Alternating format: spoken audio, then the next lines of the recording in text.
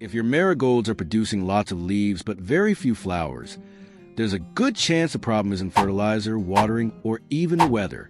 Many gardeners accidentally let one small part of the plant control all the growth, limiting the number of blooms it can produce. The surprising part is that removing a tiny section at the right time can completely change how the plant grows. The science behind it is fascinating, and the biggest mistake happens before most gardeners ever notice a problem. When marigolds fail to put on a strong flower display, many gardeners immediately assume the plants need more fertilizer. Others blame poor seed quality or think the variety simply isn't a heavy bloomer. But in many gardens across the United States, Canada, and the United Kingdom, the real problem starts much earlier in the plant's life. Marigolds naturally want to grow upward from a main central stem. As that stem stretches taller, it becomes a plant's priority. Energy and resources are directed toward that dominant growing point, while side shoots often remain smaller and less active. The result is a plant that may look healthy from a distance, but produces fewer flowering branches than it could. This is especially common in fertile garden beds, where plants receive plenty of water and nutrients. Instead of producing a compact, flower-filled shape, the marigold puts on leafy growth and gains height. Gardeners see lots of green growth and assume the plant is thriving, yet the bloom count never quite matches expectations. Another factor is timing. Young marigolds establish their growth pattern surprisingly early. Small decisions made during the first few weeks after planting can influence how many flowering stems develop later in the season. By the time some gardeners realize their plants are disappointing, the opportunity for maximum branching has already started to pass. The encouraging news is that horticultural research has long shown that marigold growth can be redirected. Understanding how the plant naturally allocates its energy is the first step toward getting many more blooms from the same plant. And once you see which part of the marigold is actually controlling that growth, the reason behind this technique becomes remarkably clear. The key to understanding this technique lies in a plant process known as apical dominance. While the term sounds technical, the idea is actually quite simple. The growing tip at the top of a marigold produces hormones, primarily auxins, that help maintain control over a plant's growth pattern. As long as that tip remains dominant, many of the side buds stay relatively quiet. Researchers and commercial growers have used this principle for decades in ornamental plants. When the growing tip is removed at the appropriate stage, the hormonal balance changes. Instead of concentrating growth into one main stem, the plant begins activating side shoots. Those shoots eventually become additional branches, and each branch has the potential to produce flower buds. This is why experienced gardeners often prefer bushy marigolds over tall, single-stem plants. A taller plant may look larger, but more branches usually mean more opportunities for blooms throughout the season. In other words, the goal is not simply to make the plant bigger. The goal is to increase the number of flowering sites. There is also an important limitation that many videos never mention. Pinching cannot compensate for poor growing conditions. Marigolds still need full sun, generally 6 or more hours of direct sunlight each day. They also need reasonably well-drained soil and balanced nutrition. If a plant is heavily shaded or stressed, pinching alone will not create a spectacular flower display. So the science is clear. The technique works because it changes how the plant distributes growth. The next question is exactly where to pinch, when to do it, and how to avoid the mistake that causes many gardeners to lose flowers instead of gaining them. The best time to pinch a marigold is when the plant is young, actively growing, and has developed several sets of true leaves. At this stage, look carefully at the very top of the main stem. You will see a soft growing tip surrounded by small developing leaves. That tender tip is a part you want to remove. Using clean fingers or a small pair of garden snips, gently remove just the top portion of the stem above a set of healthy leaves. The goal is not to cut the plant in half or remove a large section of growth.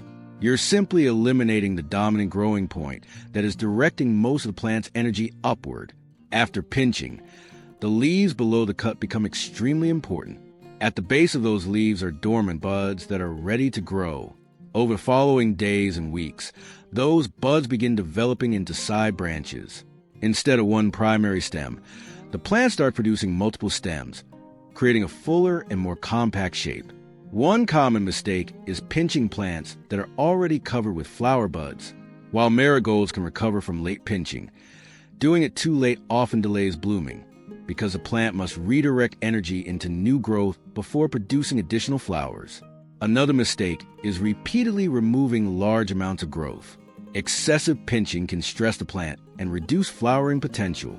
The process itself takes only a few seconds, but what happens afterward is where the real transformation begins. As new branches emerge, proper care becomes even more important because those young shoots will determine just how impressive the flower display becomes during the peak of the season. Once new branches begin forming, many gardeners make a mistake that quietly limits the results they could have achieved. They continue treating the plant as if it were still focused on vegetative growth. This is where nutrition, watering, and maintenance start playing a major role.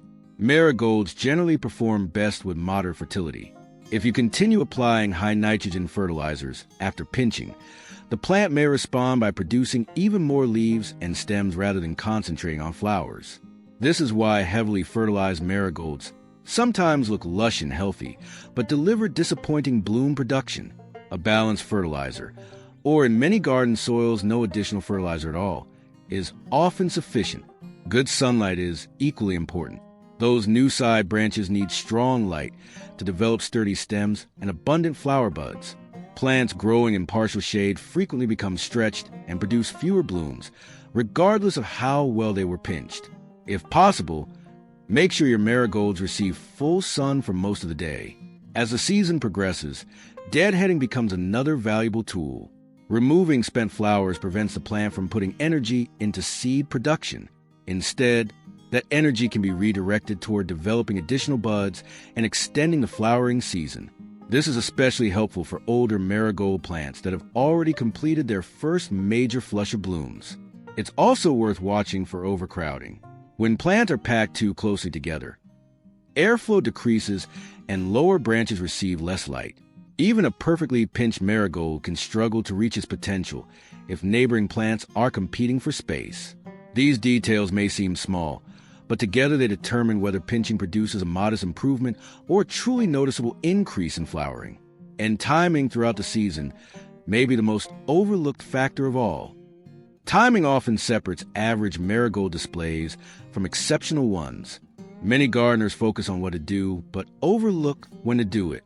With marigolds, timing influences nearly every stage of flower production. For plants started from seed, the ideal pinching window usually occurs when they are young, well-established, and actively growing, but before significant flower bud formation begins. This gives the plant enough time to develop additional branches before shifting energy toward blooming. If you're purchasing nursery-grown transplants, inspect them carefully. Some growers already pinch plants during production, while others sell them with a single dominant stem still intact. After pinching, maintain consistent soil moisture rather than alternating between very dry and very wet conditions. Marigolds are fairly tolerant plants, but repeated moisture stress can reduce bud formation and shorten bloom life. Deep, occasional watering is generally more beneficial than frequent shallow watering. As the season continues, take a few moments every week to remove faded flowers and inspect the plant's overall shape. Healthy marigolds should gradually become fuller, with numerous side branches carrying developing buds. If you notice lots of foliage but very few buds, review the growing conditions. Excess nitrogen, inadequate sunlight, or overcrowding are often more likely causes than a problem with the pinching itself. One advantage of marigolds is that they respond relatively quickly compared to many flowering annuals. Gardeners who pay attention to timing and maintenance often notice visible branching well before the plant reaches its peak blooming period. And that leads to the question every gardener wants answered. What kind of results should you realistically expect? And how long does it usually take before those extra flowers begin to appear? The results from pinching are usually gradual rather than immediate, which is why some gardeners underestimate how effective the technique can be. During the first week or two, you may not notice much change beyond the removal of the growing tip. Below the surface, however, the plant is already adjusting its hormonal balance and activating dormant side buds. Soon after, new shoots begin emerging from the leaf nodes beneath the pinch point. instead of one main stem extending upward. You'll see multiple branches developing at the same time. As these branches mature, each becomes potential location for flower buds. The most noticeable difference often appears several weeks later. Unpinched marigolds frequently develop a taller, more open structure with fewer flowering stems. Properly pinched plants tend to become denser, wider, and more evenly covered with blooms. The flowers themselves are not necessarily larger, but the overall display is often much more impressive because there are simply more flowering sites across the plant. It's important to keep expectations realistic. Results vary depending on the marigold variety, weather conditions, sunlight exposure, soil quality, and overall plant health. Pinching cannot turn a struggling plant into a champion bloomer overnight. What it can do is help a healthy plant reach more of its natural flowering potential. One of the most satisfying signs of success is seeing flowers appear across the entire plant instead of being concentrated on only a few stems. That's usually a clear indication that branching has increased and the plant is using its growing space more efficiently. And before you try this in your own garden, there's one final lesson that can help you avoid years of frustration and get the best possible performance from your marigold season after season. If there's one lesson to remember, it's that abundant flowering starts with understanding how the plant naturally grows. Many gardeners spend money on fertilizers, bloom boosters, and various garden products when the real solution is often much simpler. By removing the growing tip at the right stage, you're not forcing the marigold to bloom. You're encouraging it to develop more branches, and more branches usually mean more opportunities for flowers. The gardeners who consistently grow impressive marigolds tend to focus on fundamentals. They provide plenty of sunlight, avoid excessive nitrogen, maintain even moisture, remove spent blooms, and pay attention to plant structure early in the season. Pinching works best when it becomes part of that larger approach rather than a standalone fix. It's also worth remembering that every garden is different. Weather patterns, soil conditions, and marigold varieties can all influence the final outcome. That's why observing your own plants is so valuable. A simple comparison between a pinched plant and an unpinched plant can teach you more than any gardening label or advertisement ever will. The encouraging part is that this technique costs nothing, takes only a few seconds, and is supported by well-established horticultural principles. For many gardeners, it becomes one of those simple habits they repeat every season because the results are easy to see. If your marigolds have been producing more leaves and flowers, try examining the growing tip on your next young plant. That tiny section may be controlling far more of the plant's future than most gardeners realize. Sometimes the difference between an average display and a season full of color comes down to understanding one small part of plant and working with its natural biology rather than against it. Thank you for watching Smart Gardening. Happy gardening, and may your marigolds reward you with a long season of healthy, vibrant blooms.